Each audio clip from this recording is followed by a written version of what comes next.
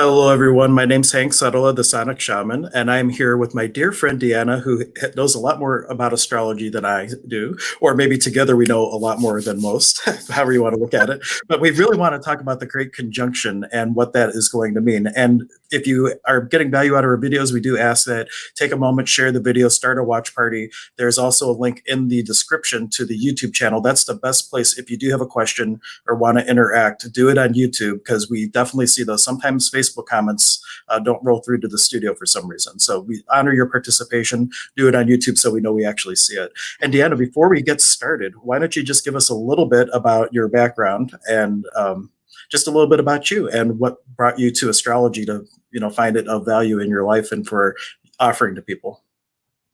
Thanks, Hank. It's great to be here. This is my first ever live stream. Congratulations. Thank you. I have long been a dabbler in the metaphysical sciences, and in the past few years have been looking to get more serious about it. I have decided to specialize in astrology because I feel like it comes closest to the thing that I've always been looking for, which is like the great theory of everything. I am currently enrolled in an excellent class through the Institute of Astropsychology, which teaches the archetypal, significance of all the planets and the signs and the houses and how they tie into the psyche and how inner and outer events mirror each other. Through the world Really of good. astrology. Yes.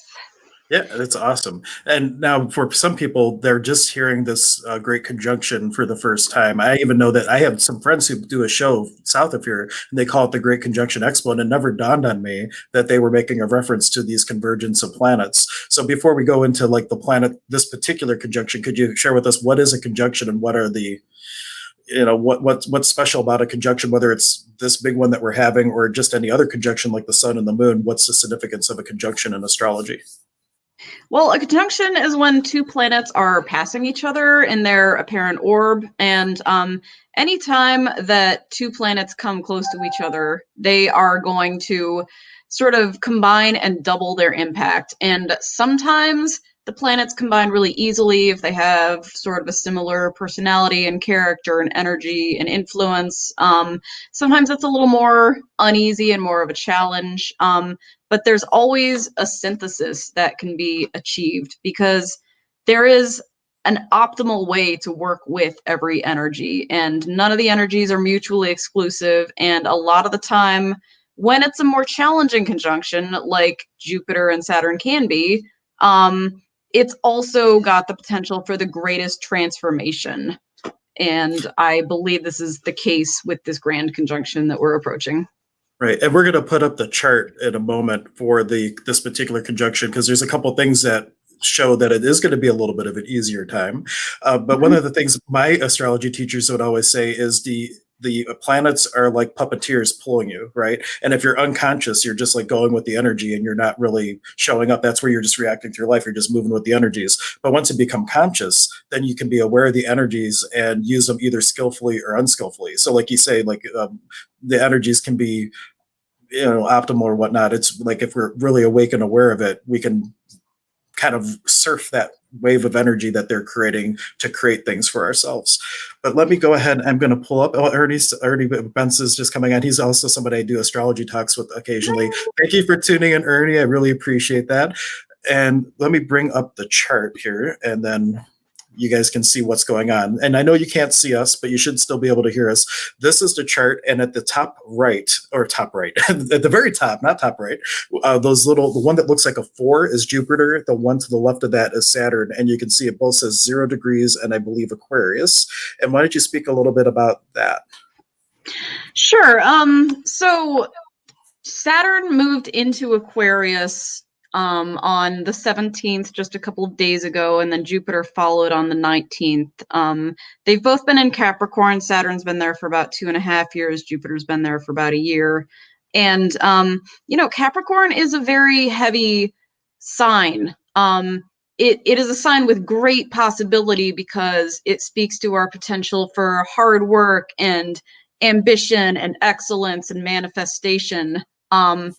The big problem with that is that it can lead to a lot of perfectionism and fear of failure. And so ultimately, it can be kind of a stifling, paralyzing influence.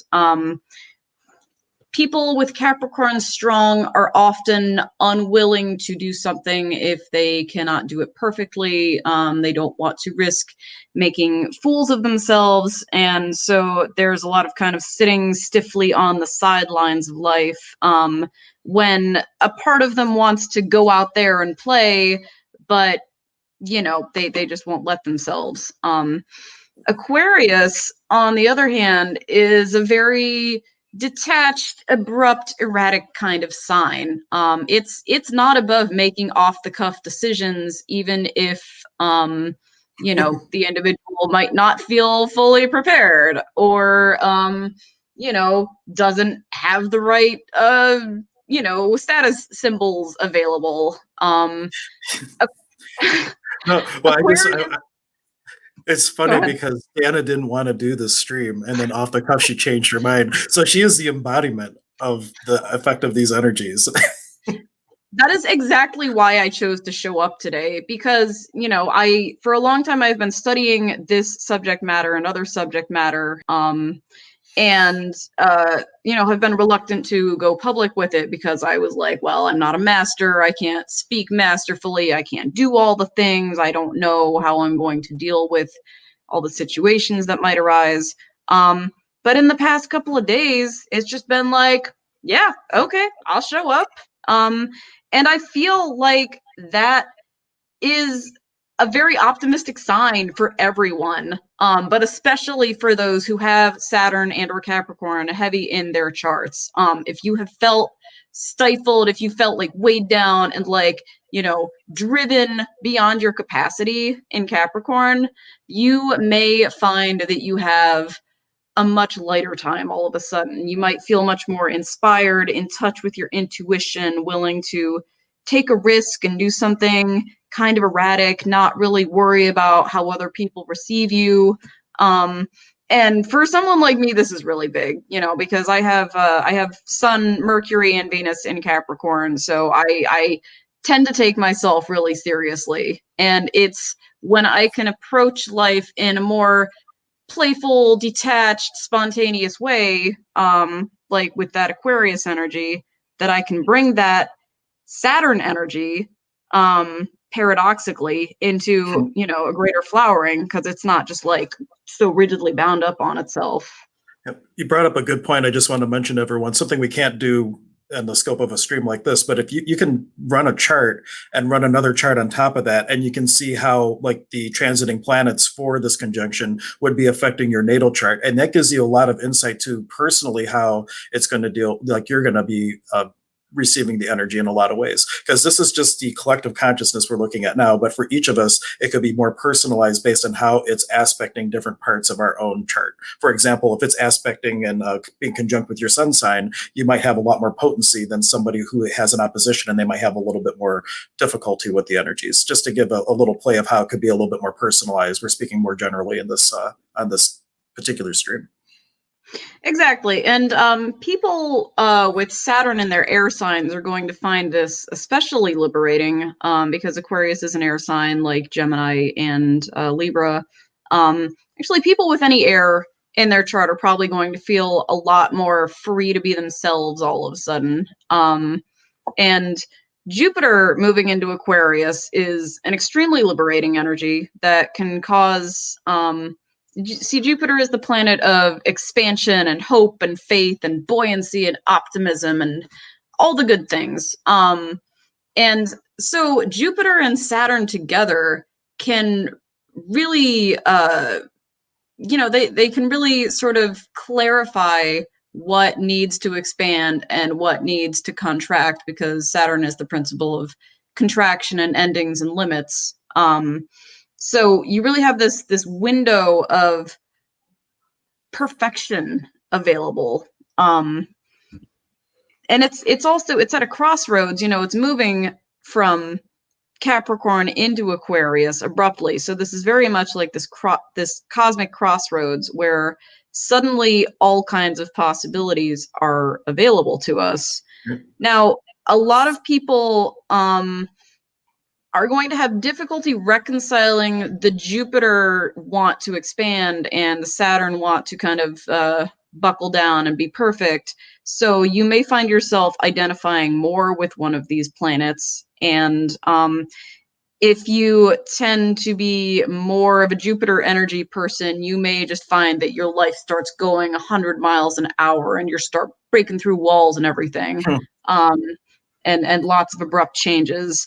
If you're more of a Saturn person, again, you could feel a lot more relief and liberation and freedom to experiment, but you can also potentially be fighting the energies. You might be the one kind of like standing in front of the charging bull.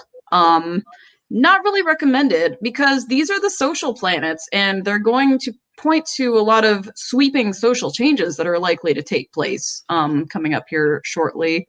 Where Very things timely with have all been, the stuff in the election, right? yes, exactly. Yep, yep. And with everything so tightly bound for the last year with the whole coronavirus pandemic, this could represent a time where people are more able to relax and expand. The vaccines are starting to come. Life might return back to normal. People might find that their energies have more possibilities, more room to expand, and we're also going to be more social under this because Aquarius is a sign of socializing on a mass scale. Very good. And I think there's something too, like when you look at the chart here to the right of the aspect that we're talking about, where that four is, that's Jupiter. If you go to the right, you see that there's another planet with a little circle above it. That's Pluto, if I'm remembering my sun signs. And Pluto for me was always representative of the plunger. So here we have Pluto going forward ahead of this conjunction during a place where we have to be in isolation, where you have to sit with just you, yourself, and your soul. And Pluto is churning up and plunging up all this deep, dark heaviness that we've been living with as a person and as a species and as a community. And all that, when these other planets come in, it's already cleared the way for all this stuff to be easily pushed out. It might not feel comfortable, but it's going to be a time where, this is going to be kind of like a big tidal wave just washing everything out potentially if you're an allowance of just letting go of all that. Definitely. And Pluto is very much the principle of death and transformation. Death more in the sense of like rebirth.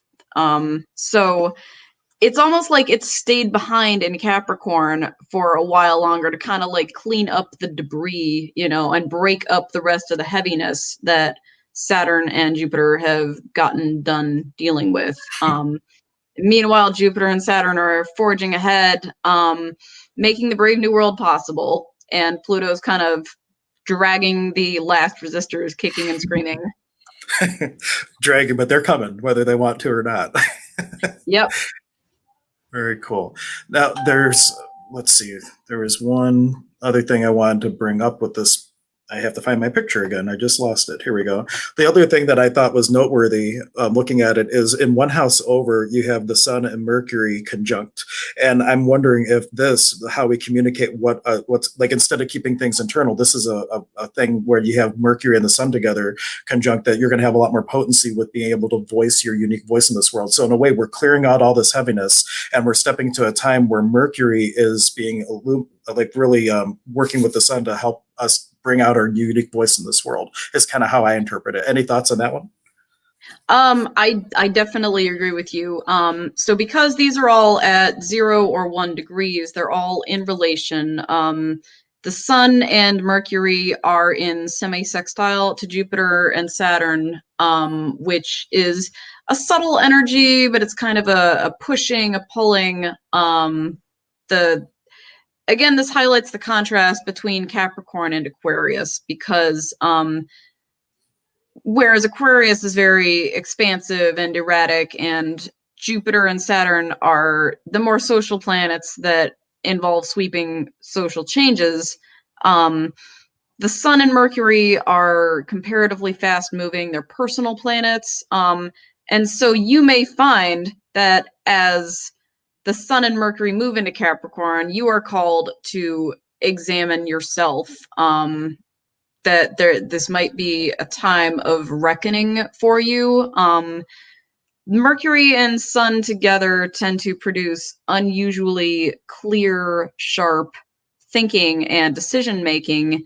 And again, it seems to be on the cusps of signs that things can change kind of drastically. So you might come to some real realizations, and suddenly realize your own particular place in the sweeping social changes that are about to take place. You might get some kind of keen insights. For me, this time of year always feels like kind of a reckoning. It's close to my solar return, and so there's always this question that comes up of, what are you doing with your life? What'd you do with your year? But to an extent, I feel like that's going to affect everybody with Sun moving into Capricorn, whether or not they also have Sun in Capricorn, just because it's kind of a harsh time. The phrase winter is coming. Well, now winter is here, and what have you got to show for it?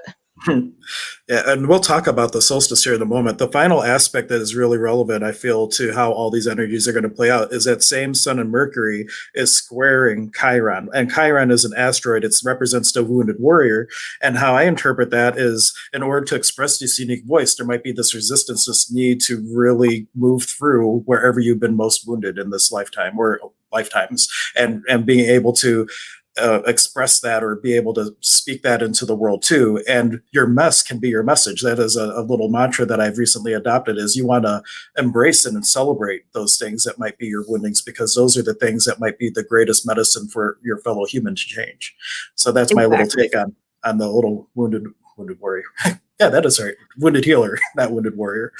They're both, and that's even on a cusp too. That's 4 degrees Aries. So all these aspects are all on cusps, and that's just even significant in and of itself. Exactly. And so the square, because Chiron is square, the Sun and Mercury, is going to be more of a challenging aspect. And Chiron is in the sign of Aries, which is all about like really showing up as an individual and saying, damn the torpedoes and full speed ahead. But Chiron represents our unconscious pain and suffering. So there can be this fear of showing up fully and claiming our space in the world. But anytime there's that fear, there's also that challenge. We get to look at, with unusual starkness, whatever Chiron is transiting. And so if we do have that fear of showing up fully in the world, especially with it square the Sun and Mercury, it's really going to be kind of itching at us, to look at those unhealed places where we're not fully claiming our humanity. And again, this points to the potential for sudden self-realizations. And, Chiron is going to require a little bit more work, whereas Jupiter and Saturn can kind of sweep us along. Chiron is going to actually demand that we address our own unique wounding before we can fully show up. So it will take some inner work, but it's worth it, and it's going to be beautiful. It's going to hurt for a little bit, but with Chiron and Aries, at least it'll be quick, fast, and won't mind the pain, because Aries is the warrior planet, or the warrior sign. And the other thing, just a generality in astrology, the top hemisphere is things that show up in your conscious world, in the world that you see. The lower hemisphere is typically internal things. So though these things are maybe deep within, they are going to be playing out in our reality. So if you see something that's really annoying you, the question to ask then would be like, when have I felt like this before? What wound does this resonate with? And you can use the things that are aggravating you in your day-to-day life to kind of be a flashlight to find those Chiron energies a little bit easier with where your wounds are. Exactly. Everything is easier to identify and deal with in the light of day. It's a lot easier than trying to stumble around and bumping them with our knees in the dark. Now, with this conjunction, it's also happening very auspiciously on the winter solstice. And the winter solstice always for me is the time, like if you ever think of a farmer over the wintertime, the boulders get heaved up. So the winter and the solstice is the time where those deep boulders, the things that are most heavy, the deeper woundings, are getting heaved to the surface. All again with Chiron being above in the upper hemisphere, things where we're going to be able to really notice it. But for you, like what other things would you say the solstice might play into in terms of significance to what's going on with this great conjunction? Well, as I mentioned, the solstice is a bit of a reckoning because it represents it's the sun moving into Capricorn, and I feel like we celebrate the solstice, with all the winter holidays, Christmas and Yule and Hanukkah and Kwanzaa and all of that. Partly because we're afraid of the energy of the winter and the heaviness that it can bring. And once the glow of the holidays finally wears off, we're kind of stuck with this realization that, wow, it's actually winter and I really need to be serious. And, I can't run around outside half naked and play the way that I did in the summer. So it's a time of deep, serious introspection. And, we it behooves us to turn inward and to be really honest about what's going on with us. Even though there are these social changes taking place, the solstice is definitely a time of personal reflection. Even though it's the holidays, we are also called to examine ourselves and sort of get right with God in whatever capacity that means to us. Right. Now, the real question is all this astrology information is all great when you are talking about it theoretically. Now, the question becomes like with these planetary energies, how do people ride this wave? What is the best way for someone to consciously take advantage of what's going on with the planets to really make 2021 and the years beyond just be exponentially amazing because they were able to catch that ride and surf it all the way to the next great opportunity? That's an excellent question. As you mentioned earlier, this is going to affect every individual differently because everyone's going to have different transits in relation to it. So if you haven't already done so, I would recommend running your natal chart. All you need is your birthday, location, and preferably time of birth for greater accuracy. There are many excellent programs available for that. And then you can see how these specific opportunities are going to show up for you. But in general, with the Jupiter-Saturn conjunction, enjoy the feeling of expansiveness in your life and don't be afraid of change, especially technological change, humanitarian change.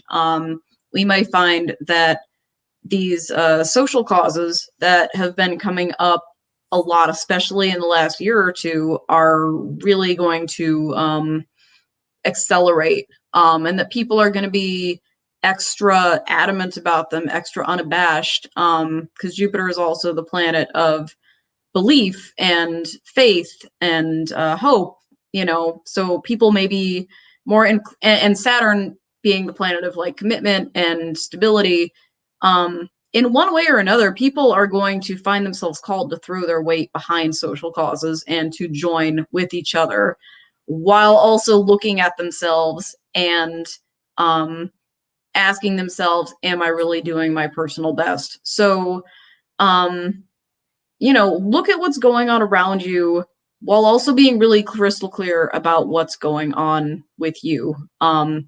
The Aquarius energies will allow us to do this in a more impersonal manner. We can detach more from our emotions and cling more to our ideals and listen to our intuition. Our intuition is probably going to be a lot stronger in the next year or two. We may find that we suddenly get some kind of calling. Definitely respect that calling. That doesn't mean necessarily jump at every impulse, but take your intuition seriously at this time, because you may be called to join something that's much greater than yourself. Absolutely. And what I would recommend for everybody is if you can tomorrow, spend as much time not distracted, like show up for every moment, because as we're approaching this time at 1:20 p.m., which is where the big aspect is, like all the energies are shifting and everything. And if you can really just be you, yourself, and your soul, if you can be in a more mindful place and all that is going to help identify these original wounds, move through them quickly. And when you mention in person, like you can deal with things impersonally, it reminds me of if you've moved and you've not unpacked everything, and 10 years later you still have this one box you never opened up, you don't necessarily have to open that box. You can just throw it away. So like I think Yeah. it's a great energy where you don't have to relive your story. You don't have to relive the drama and the trauma. You can be aware of the energy and say that no longer serves me, and just allow it to go. It can be that easy. We don't have to make it hard. Exactly. Aquarius is one of the transpersonal signs, and it really can mean like letting go of our individual clinging to our suffering and more being like, what's the big picture of my life? And it's not worth getting tied down in this heaviness from my past. I want to know what happens in the future. I want to create the future.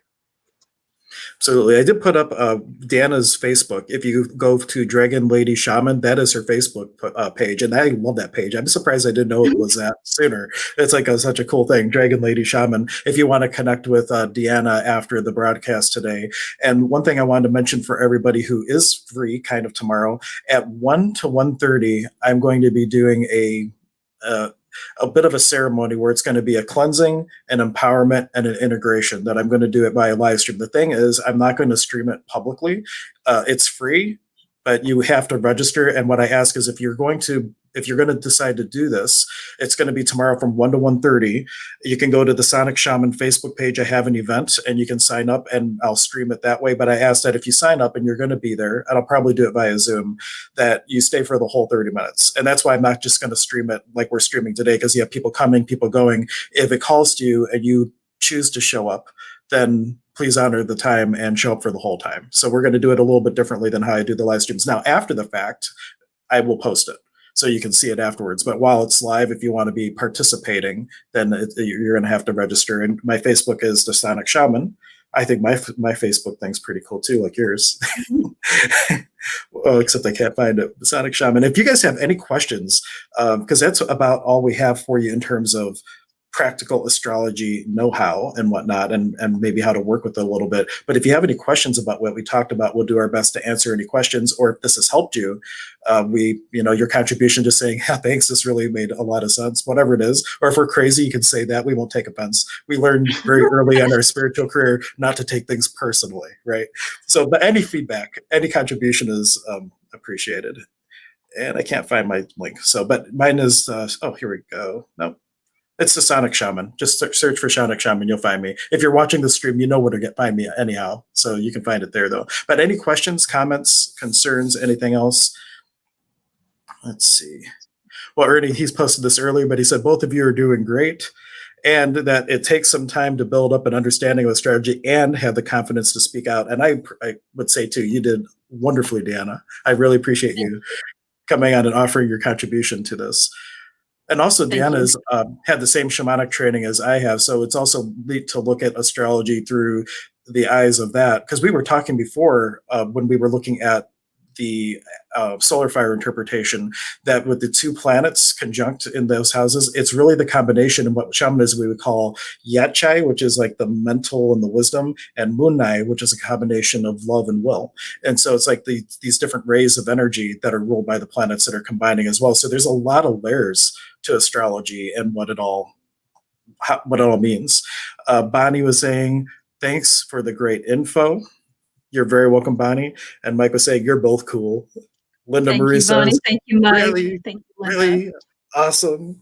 Very cool. Now, Amber does have a question for you specifically. Do you do natal chart readings? Sorry, I missed a bunch of this if you said it already. Oh, thank you for asking, Amber. I am not currently a professional astrologer. I am a student of astrology. Having said that, I am happy to take a stab at interpreting your natal chart. I would do so on a donation basis instead of accepting a flat fee because, like I said, I'm still learning. Yeah, I would love to try. Yeah, and one fun thing that we did when I was taking astrology classes, they would give us a chart for a celebrity, and you would have to interpret the chart. And then because it was a celebrity that was really in the public, like one of the charts was Oprah, one of them was some of the presidents and things. But it was really cool because you got to get like this instant validation because you had no clue who it was. But once you did, everything you said made sense, and that's a really cool way to practice astrology for anyone on your own. Like just have someone else run the chart, and so you don't know whose it is, and then do your interpretation. Then you can uncover the name and go, "Oh my gosh, look how right I was!" Because it really is. It really builds confidence when you have those little kind of wins and celebrations with accuracy. Cool.